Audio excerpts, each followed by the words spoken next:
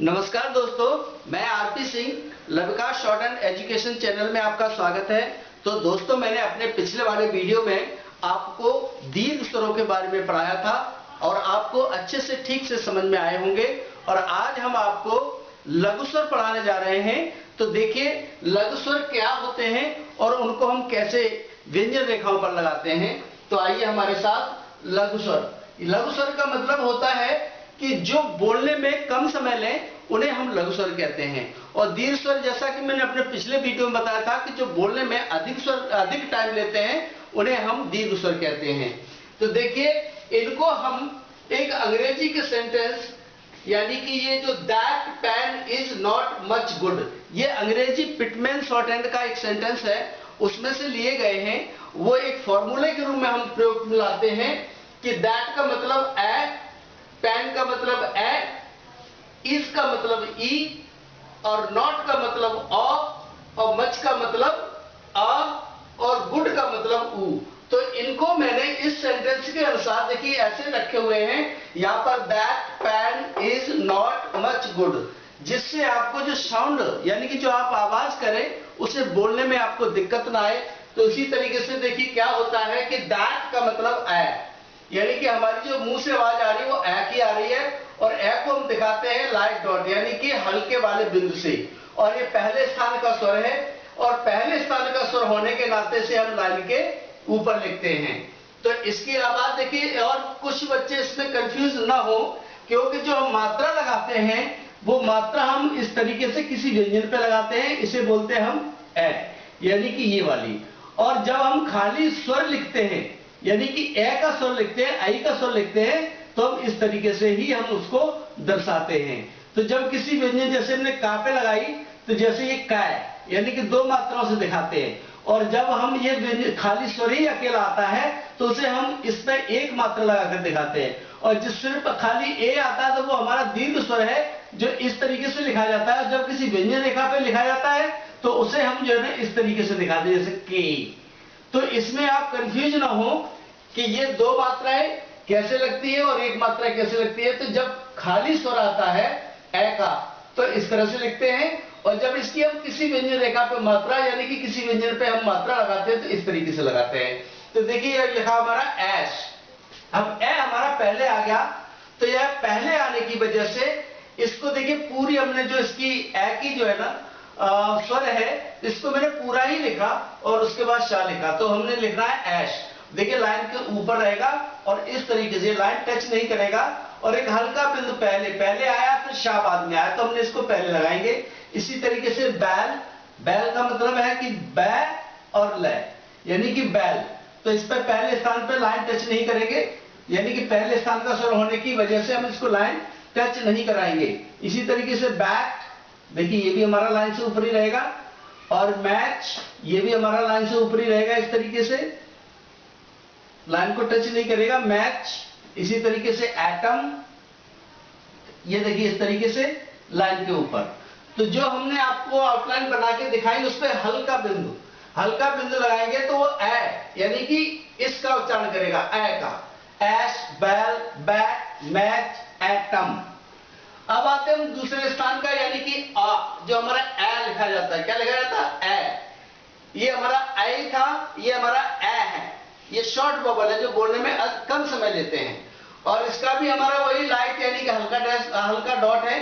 तो ये दूसरे स्थान का है। जब दूसरे स्थान का होने के नाते ये हम इसको लाइन पर ही लिखते हैं। जैसे हमने एग लिखना होता है, एग, तो देखिए हम क्या करेंगे, लाइन पर ही लिखेंगे इस तरीके से, और सेकेंड प्लेस पे यहां लगाएंगे एग। इसी तरीके से पैग ऐसे, इसी तरीके से बैल ऐसे, ठीक है ना, दूसरे स्थान का स्वर है। चैक, इसी तरीके से देखिए चैक, ये ऐसे दूसरे स्थान का स्वर है। इसी तरीके से गैट, क्या लिखना मुझे, गैट, इस तरीके से, और ये हमारा रहेगा दूसरे स्थान पर। तो दोस्तों ये जो आप वर्ड देख रहे होंगे ज्यादातर अंग्रेजी शब्द है ये, और अंग्रेजी के भी वोवल जो हमारे इंग्लिश शॉर्टहैंड में यानी कि जो पिटमैन की शॉर्टहैंड है उसमें भी सेम यही वोवल है। तो इसलिए इनमें जो है ना, अगर हमें कोई अंग्रेजी का शब्द भी आ जाता लिखने के लिए तो हमें कोई दिक्कत नहीं आएगी। अब हम आते हैं देखिए तीसरे यानी कि थर्ड प्लेस, यानी कि लाइन काटकर और छोटी ई, बड़ी ई हम दीर्घ स्वर के रूप में पढ़ते थे, ये छोटी ई, इज। तो ये हमारा इसका भी एक डॉट है हल्का वाला, ये तीसरे स्थान का स्वर है और लाइन काट कर लिखा है। जैसे कि हमने देखिए ई पहले ही आ गया, यानी कि जो स्वर है पहले ही आ गया, इंटक। तो देखिए हम लाइन काटेंगे, थ्रो द लाइन बनेगा इंटक। तो हमारा स्वर कहां लिखा जाएगा? तीसरे स्थान पर। हमारा स्वर तीसरे स्थान पर यहां पर लिखा जाएगा, इंटक। इंच, ये देखिए हमारा इंच रहेगा। तो देखिए हमारा जो है ना इस तरीके से ऐसे लाइन कटेगा और तीसरे स्थान पर यहां पर लगाया जाएगा इंच। इसी तरीके से ला पे छोटी की मात्रा ली, ये तीसरे स्थान पर, री ये तीसरे स्थान पर, लाइन काटते हुए थ्रो द लाइन। इसी तरीके से इल, तो देखिए ये पहले हमारा ई आया फिर ला आया, और जहां से यानी कि इसका तीसरा स्थान यहां पर है और वो भी बी पोजिशन है, यानी कि ई पहले आया तो पहले स्वर लगाया फिर ला बढ़ा, इल। इसी तरीके से देखिए अब हमारे आते हैं, ये थे हमारे डॉट वाले, अब आते हैं डैश वाले, यानी कि नॉट, ऑ, यानी कि ऑ आता है। तो ये हमारे शॉर्ट वॉवल हैं और इनको जो है ना देखिए लाइन, ये भी हमारे फर्स्ट प्लेस का वॉवल है। जो हमारा ऑ है ये पहले स्थान का वॉवल है, इसलिए हम इसको लाइन के ऊपर रखेंगे। फर्क ये है कि ये डॉट थे और ये डैश है। तो ये देखिए कैसे लिखते हैं इनको, डॉट, यानी कि इस तरीके से लाइन से ऊपर ही रहेगा, ये हमारा लाइन से ऊपर ही रहेगा इस तरीके से, देखिए इस तरीके से। और कहां लिखा जाएगा इसको? ऑ, यानी कि फर्स्ट प्लेस पे, इस तरीके से। ये चौक है, अच्छा मैंने नोट पढ़ा था, सॉरी, इसको ये चौक है। तो चौक के लिए हम आउटलाइन बनाते हैं, देखिए इस तरीके से, ऐसी चौक। इसी तरीके से शॉक, ये लाइन से ऊपर रहेगा। हाँ, और ये लाइट डैश है, हल्का वाला डैश, चौक। इसी तरीके से देखिए इस तरीके से, ये हमारा चा है, ये पा है, और ये लाइन से ऊपर रहेगा इस तरीके से, चौक। डॉग, ये देखिए इस तरीके से, ये लाइन से ऊपर, लॉबी, ऑ, इस तरीके से। ये लाइन टच नहीं करेंगे, लाइन से ऊपर लेके जाएंगे, क्योंकि ये पहले स्थान का। और जब भी डैश किसी व्यंजन रेखा पे हल्का लगता है तो पहले स्थान पर ऑ पढ़ा जाता है। क्या पढ़ा जाता है? ऑ। अब इसी तरीके से देखिए ये हमारा छोटा आ, मच, यानी कि अ, हल्का डैश है और लाइन पर लिखा जाएगा, क्योंकि ये दूसरे स्थान का स्वर है। कौन से स्थान का स्वर है? दूसरे स्थान का स्वर है।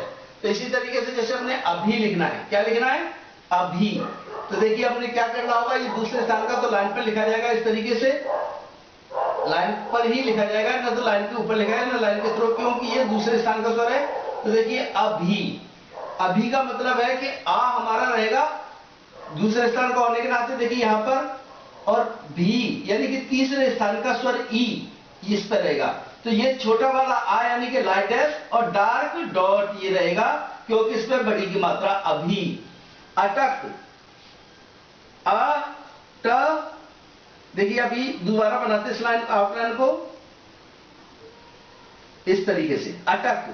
तो आ यहां पर, लेकिन ये हमारा लाइन पर बनना चाहिए इस तरीके से, अटक, ऐसे।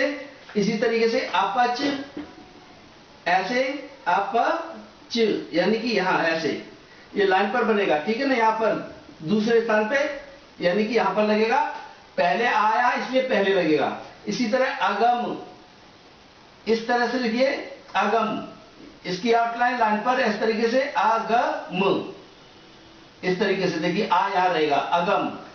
अकथ, तो देखिए यहां पर हमारा अकथ बनेगा, अकथ, यानी कि था काट के आ हमारा यहां पर, इस तरीके से। इसी तरीके से उठ, तो ऊ पहले आ गया, देखिए तीसरे स्थान का, गुड, ये छोटा ऊ है, बोलने में कम समय लेता है, ऊ, और ये भी एक डैश के रूप में दिखाया जाएगा, तीसरे स्थान का काट के लिखा जाएगा। तो ठाम बनाते, देखिए थ्रो द लाइन, बीच में से काट देते हैं, ऊ का हमारा बबल यहां रहेगा, लाइन डैश। उठ, उलझ, उलझ, यानी कि यहां पर उलझ, ऐसे लू, अब ये हमारा लू है, ला के बाद है छोटा ऊ, तो यहां पर हल्का डैश, लू।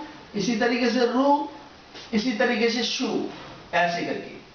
तो दोस्तों आपने देखा होगा कि जो हमारे शॉर्ट वोकल हैं, यानी कि जो लघु स्वर हैं, उन्हें हम छोटी आवाज यानी कि साउंड, शॉर्ट साउंड, उससे छोटी यानी कि लघु स्वर, बोलने में कम समय लेते हैं, ये मैंने आपको ठीक से पढ़ाया।